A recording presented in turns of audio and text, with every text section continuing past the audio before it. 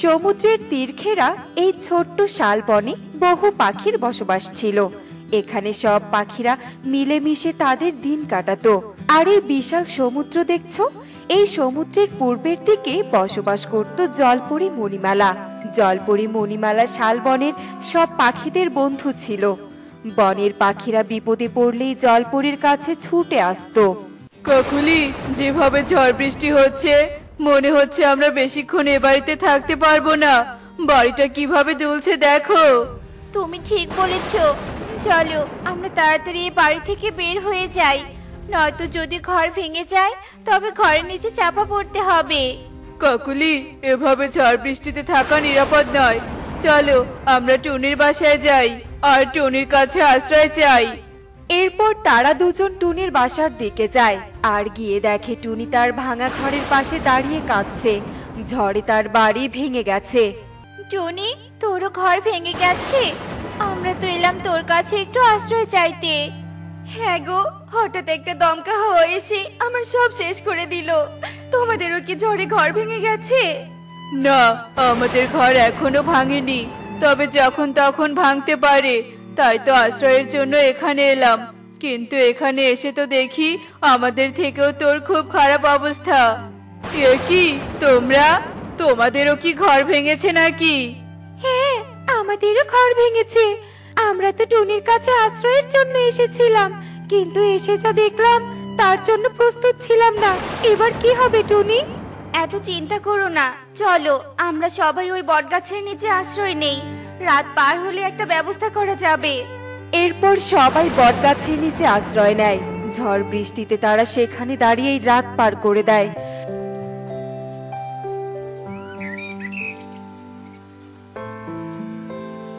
ভোর হতেই ঝড় বৃষ্টি থেমে গেলে কালু বলে, চলো তো সবাই আমরা বাড়ি যাই, গিয়ে দেখি বাড়িটা ঠিক আছে কিনা। এরপর সকলে মিলে কালুর বাড়িতে যায় আর গিয়ে দেখে কালুর বাড়িটাও ভেঙে গেছে। এতক্ষণ মনে একটু আশা ছিল যে হয়তো আমার বাড়িটা ঠিক আছে, কিন্তু এখন তো দেখছি আমার বাড়িটাও একদম ভেঙে গেছে। তবে কি আমরা সকলে আশ্রয়হারা হয়ে থাকবো? আকাশের অবস্থাও ভালো নয়, যখন তখন বৃষ্টি হবে। টুনি, একদিনের মধ্যে আমাদের 3 পরিবারের জন্য 3টি বাড়ি কি করে তৈরি করব বল? আমাদের এই সমস্যা থেকে কেবলমাত্র আমাদের জলপুরি বন্ধু মণিমালাই রক্ষা করতে পারে। চলো আমরা সবাই মণিমালার কাছে যাই। এরপর সব পাখিরা সমুদ্রের ধারে যায়।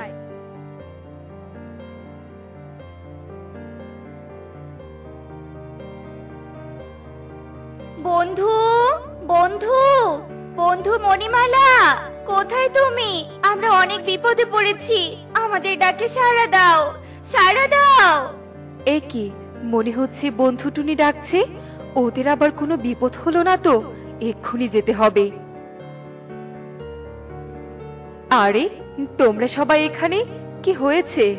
আমরা অনেক বিপদে পড়ে তোমার কাছে এসেছি, আমাদের সাহায্য করো বন্ধু। আসলে গত রাতের ঝড়ে আমাদের 3 পরিবারের 3টি ঘরই একদম ভেঙে গেছে। এখন আমরা আশ্রয়হারা, একদিনের মধ্যে ঘর তৈরি করা সম্ভব নয়, তাই আমরা তোমার কাছে সাহায্য চাইতে এসেছি। ও, এই ব্যাপার। তোমরা কোনো চিন্তা করো না, আমি তোমাদের 3টি বাড়ি উপহার দিব। তোমরা আর আশ্রয়হারা থাকবে না। এরপর জলপরি জাদু দিয়ে 3টি ফল প্রকট করে আর তা কালু, টুনি আর টিয়েকে দেয়। এই 3টি ফল কোনো সাধারণ ফল নয়। এই ফল 3টি তোমরা তোমাদের সাথে নিয়ে যাও, আর এই ফল 3টি মাটিতে রাখলেই তা 3 বাড়িতে পরিণত হবে। তোমাদের আর কোনো সমস্যা থাকবে না। চাইলে তোমরা ঘরটি মাটিতে রেখেও থাকতে পারো, আবার যদি চাও তবে গাছের উপরেও ঘর রেখে থাকতে পারো। তোমাকে অনেক ধন্যবাদ বন্ধু, তবে এবার আমি চলি, বিদায়। এভাবেই বনের পাখিরা যখনই বিপদে পড়তো তখনই তারা জলপরীর কাছে সাহায্যের জন্য যেত, আর জলপরী তাদের সাহায্য করত। এভাবে অনেক আনন্দের সাথে তাদের জীবন কাটছিল। বন থেকে একটু দূরেই ছিল রামপুর গ্রাম। ওই গ্রামের একদম শেষ সীমানায় বাস করত এক জেলে দম্পতি। জেলে আর জেলে বউ ছিল খুবই লোভী স্বভাবের। একদিন জেলে তার বউকে বলে, বউ, নদীতে এখন আর তেমন মাছ পাওয়া যাচ্ছে না, কিভাবে যে সংসার চলবে কিছুই তো বুঝতে পারছি না গো। শোনো, মাছ ধরে আর ধনী হওয়া যাবে না, সে আমি বুঝে গেছি। আমি সেদিন কাঠ কাটার জন্য পক্ষীকুলে গিয়েছিলাম, আর গিয়ে দেখি পক্ষীকুলে সবাই নতুন নতুন ফলের বাড়ি করেছে। দুটো পাখি তো আবার পরীকে নিয়ে কথাও বলছিল। আমার মনে হয় পক্ষীকুলের এত উন্নতির পেছনে কিছু একটা রহস্য আছে। আর জলপরীর কথা যদি সত্যি হয়, তবে ওই জলপরীকে যদি আমাদের কাছে আনতে পারি, তবে তো আমরা ধনী হয়ে যাব। তবে তো এবার সবটা জানতে হবে, আর সব জানতে হলে আমাকে পক্ষীকুলে যেতে হবে। এরপর জেলে আর জেলে বউ পক্ষীকুলে চলে আসে। যদি আমরা পাখিদের কাছে তাদের উন্নতির কথা জানতে চাই, তবে ওরা কিছুতেই বলবে না। আমি তো একবার জানতে চেয়েছিলাম, কিন্তু পাখিরা আমায় কিছুই বলেনি। তাই আমাদের কোনো পাখিকে বন্দি করে ভয় দেখিয়ে সবটা জানতে হবে। এরপর জেলে আর জেলে বউ বনের ভেতরে একটা ফাঁদ তৈরি করে, আর দুর্ভাগ্যবশত ওই ফাঁদে কালু কাক আটকে পড়ে। জেলে আর জেলে বউ কালুকে খাঁচায় বন্দি করে ফেলে। আমাকে কেন ধরেছো?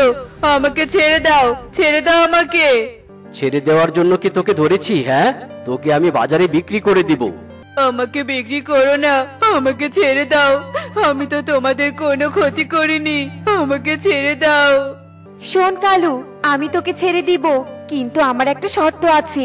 তুই যদি আমার শর্ত মানিস, তবে আমি তোকে ছেড়ে দিব। কি শর্ত? আমি সব শর্ত পূরণ করতে রাজি। আমরা জানতে পেরেছি তোদের পক্ষীকুলের এত উন্নতির পেছনে জলপরীর হাত রয়েছে। এখন ভালোই ভালোই বল দেখি, ওই জলপরীকে কোথায় পাওয়া যাবে?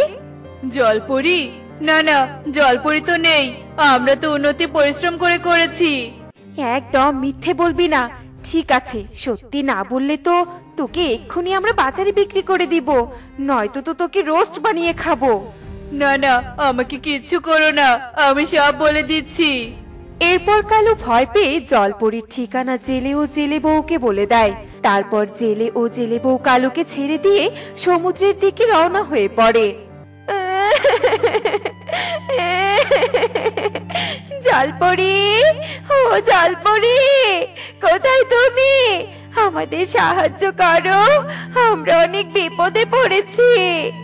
জেলে বউয়ের এমন চিৎকারে জলপরি ওপরে উঠে আসে, আর তখনই জেলে বউ জলপরীকে তার জালে আটকে ফেলে, আর জলপরীকে নিয়ে তাদের বাড়িতে চলে যায়।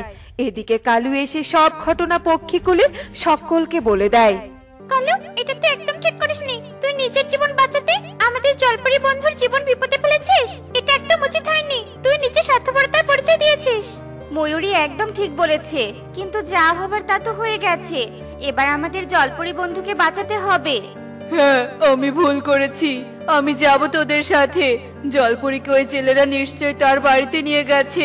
আমাদের এক্ষুনি সেখানে যেতে হবে। এরপর সব পাখিরা একত্র হয়ে জেলের বাড়িতে চলে যায়, আর জানালা দিয়ে সবটা দেখে। এক্ষুনি আমাদের অনেক সোনা দে, অনেক সোনা দে, নয়তো আমরা তোর লেজ কেটে শহরে বিক্রি করব। জলপরীর লেজের কিন্তু অনেক দাম। এই মানুষ দুটো খুব খারাপ, আমরা তো এদের সাথে পেরে উঠবো না। তাই আমাদের বুদ্ধি দিয়ে জলপরীকে এদের হাত থেকে বাঁচাতে হবে। কালু, তুই জঙ্গল থেকে বিচুটি পাতা তুলে আন। এরপর কালু জঙ্গল থেকে বিচুটি পাতা তুলে আনে, আর টুনি তা গুঁড়ো করে একটা বাটিতে নেয়। এরপর সব পাখিরা মিলে জেলের ঘরে প্রবেশ করে। তোমরা এসেছো, আমি জানতাম তোমরা আসবে। এই মানুষ দুটো খুব লোভী আর স্বার্থপর। সামান্য পাখিরা তোকে আমাদের হাত থেকে বাঁচাবে? এক্ষুনি সব পাখিকে খাঁচায় বন্দি করব। তার আগে আমাদের টোটকা সহ্য কর। এই বলে টুনি বাটির সব বিচুটির গুঁড়ো জেলে ও জেলে বউয়ের ওপর ছিটিয়ে দেয়। ওরে বাবা রে, ওরে মারে, পুরো শরীর তো চুলকাচ্ছে। এবার কি করব? ওগো, আমার যে আর সহ্য হচ্ছে না। আমারও তো একই অবস্থা। হায় হায়, কেন যে লোভ করতে গেলাম। জেলে আর জেলের বউ শরীর চুলকাতে চুলকাতে ঘর থেকে বের হয়, আর হাসপাতালের দিকে ছুটতে থাকে। এদিকে সব পাখিরা সেখানে প্রকৃতি মাতাকে আহ্বান করে, আর প্রকৃতি মাতার কাছে সাহায্য চায়। আমি এক্ষুনি জলপরীকে তার সমুদ্রে যাবার ব্যবস্থা করে দিচ্ছি। এরপর প্রকৃতি মাতা তার জাদু বলে জলপরীকে সমুদ্রে ছেড়ে দেয়, আর জলপরী বড় বিপদের হাত থেকে রক্ষা পায়। দেখলে তো বন্ধুরা, আমরা যদি অন্যের বিপদে সাহায্য করি, তবে আমাদের বিপদেও অন্যরা সাহায্য করবে। এমনই সব মজার মজার শিক্ষণীয় টুনি পাখির গল্প দেখতে আমাদের সাথেই থেকো। আর গল্পগুলো কেমন হচ্ছে তা কমেন্টে জানাতে ভুলো না কিন্তু। Bye bye.